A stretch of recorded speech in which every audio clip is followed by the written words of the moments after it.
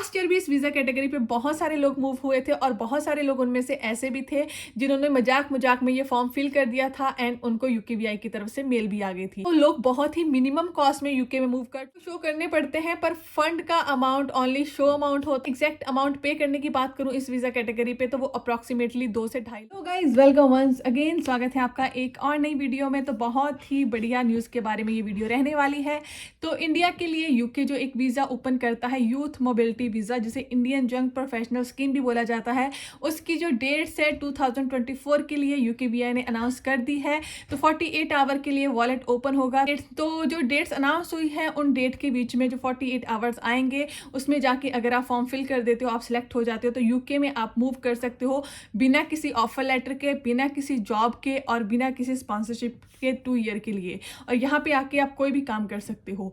तो अगर आप इसको जानने में इंटरेस्टेड हैं तो आप इस वीडियो को एंड तक देखें ताकि आपके सारे डाउट क्लियर हो जाएं, क्योंकि इस वीडियो में मैं कुछ ऐसे डाउट्स भी डिस्कस करूंगी जो लोगों के नॉर्मली इस वीजा कैटेगरी के बारे में। तो पहले अगर आप मेरे चैनल को फर्स्ट टाइम विजिट कर रहे हो तो मेरा नाम है गुरप्रीत, आप देख रहे हैं you me and England's life. And अगर आपने अभी तक ये चैनल सब्सक्राइब नहीं करा है तो आप ये चैनल सब्सक्राइब कर सकते हो for more informative video specially about UK life, UK visas. अगर आप यूके में आ चुके हैं तब भी चैनल आपके लिए हेल्पफुल होगा, और अगर आप आने का प्लान कर रहे हैं देन इस चैनल पर डेफिनेटली आपको बहुत सारी ऐसी वीडियोस मिल जाएंगी जो किसी ना किसी वे में आपकी हेल्प जरूर करेंगी।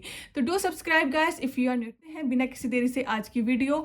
तो सबसे पहले बात कर लेते हैं डेट्स की।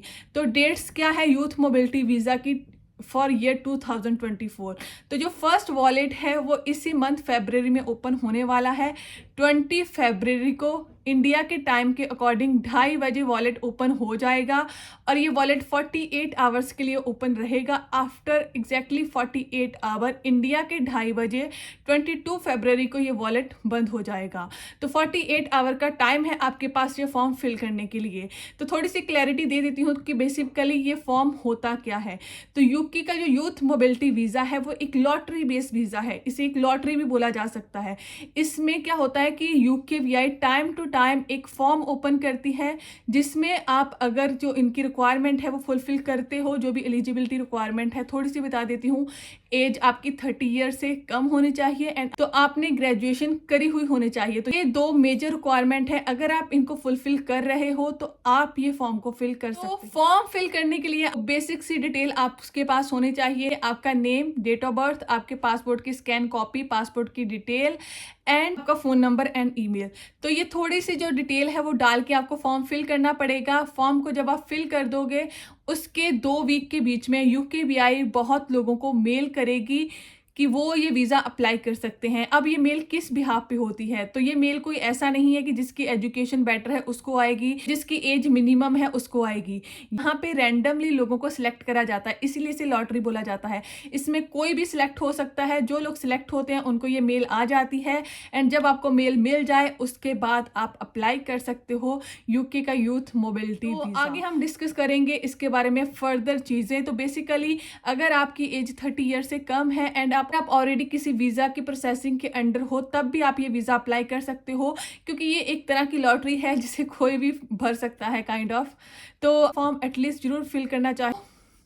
इस बार यूकेवीआई 3000 लोगों को यहाँ पे बुलाएगी इस वीज़ा कैटेगरी पे।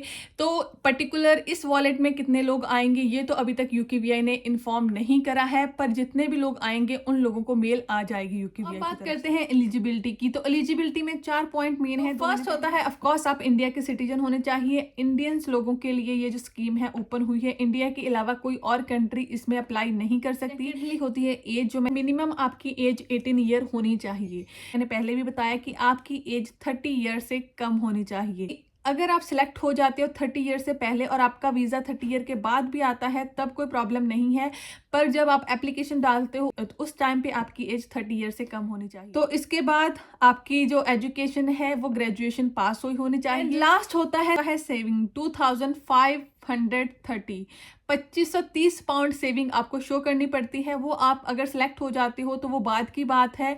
तो अगर आपके पास इस टाइम पे सेविंग नहीं है फिर भी आप ये फॉर्म फिल कर सकते हैं। कॉस्ट की कि क्या कॉस्ट रहेगी इस वीज़ा कैटेगरी के लिए। तो कॉस्ट में पहले सबसे पहले आती है वीजा फीस। £98 आपको एज ए वीजा फीस पे करनी पड़ेगी यूकेवीआई को। उससे मैं बात करूं इंडियन रुपीस में रहती है अराउंड 30 से 32,000 के बीच में वेरी कर सकती है एज पर रेट। के बाद बात करते हैं यहाँ पे IHS चार्जेस की, जो कि आपको वीजा के टाइम पे करनी पड़ती है। इमिग्रेशन हेल्थ सर चार्जेस तो आपको £1,552 पे करने पड़ते हैं। अप्रॉक्सीमेटली 1,60,000 इंडिया के अमाउंट बनेगा, थोड़ा ऊपर नीचे वेरी कर सकता है एज पर करेंसी। तो बाद आपको शो करनी पड़ती है £2,530 सेविंग आपके अकाउंट में। तो ये सेविंग है वो आप लास्ट में शो करोगे जब आप अपना वीजा एप्लीकेशन डालोगे। फॉर्म फिल करने के लिए आपको कोई भी सेविंग शो नहीं करनी पड़ती। तो अप्रॉक्सीमेटली इंडिया के 2,60,000 करीब आपको आपके अकाउंट में शो करना पड़ेगा अमाउंट की आपके पास इतना अमाउंट है। और अगर आप सक्सेसफुल हो जाते हो तो उसके बाद भी ये अमाउंट आप रख सकते हो। उस टाइम पे आपको 28 डेज वेट करनी पड़ेगी वीजा एप्लीकेशन डालने की।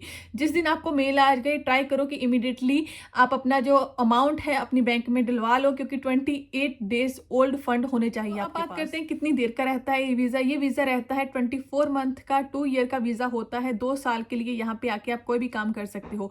तो काम की ही बात हुई है, आगे हम डिस्कस करेंगे कि इस वीजा पे आपको क्या करना अलाउ होता है और क्या करना अलाउ नहीं होता।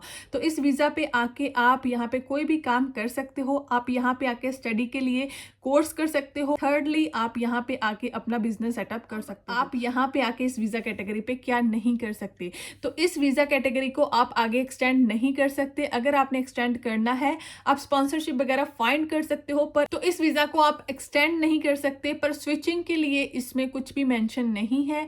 एंड क्योंकि अभी तक किसी को 2 साल हुए नहीं है यहाँ पे रहते, तो इस रूल के बारे में प्रॉपर क्लैरिटी अभी तक किसी को भी नहीं है। तो इसके बाद आपके जो यहाँ के पब्लिक फंड होते हैं, बेनिफिट होते हैं, जैसे आप और किसी वीजा कैटेगरी पे नहीं यूज कर सकते, सिमिलरली इस वीजा कैटेगरी पे भी आप उन्हें यूज नहीं कर सकते। इसके बाद जो मेनली नेक्स्ट पॉइंट लोगों का डाउट रहता है फैमिली मेंबर्स। तो इस वीजा पे आप अपने फैमिली मेंबर इनवाइट नहीं कर सकते। लाइक अगर आप अपने डिपेंडेंट को बुलाना चाहते हैं तो इस वीजा कैटेगरी पे वो पॉसिबल नहीं होता। इवन दो एक जो बेसिक रिक्वायरमेंट होती है उसमें भी मेंशन होता है कि अगर आपका कोई बच्चा है 18 ईयर से छोटा जो कि आप पे फाइनेंशियली डिपेंडेंट है, तब आप इस वीजा कैटेगरी के लिए एलिजिबल ही नहीं हो पाते।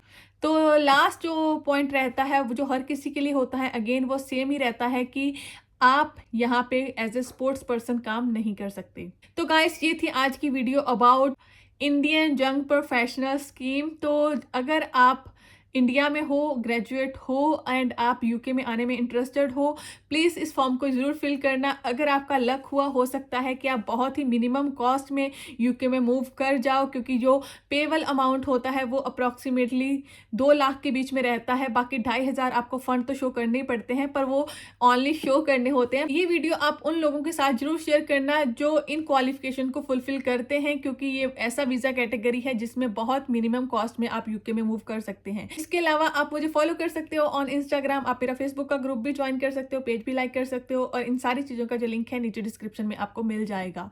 तो मिलते हैं नेक्स्ट वीडियो में। Till then keep subscribing, keep supporting, bye.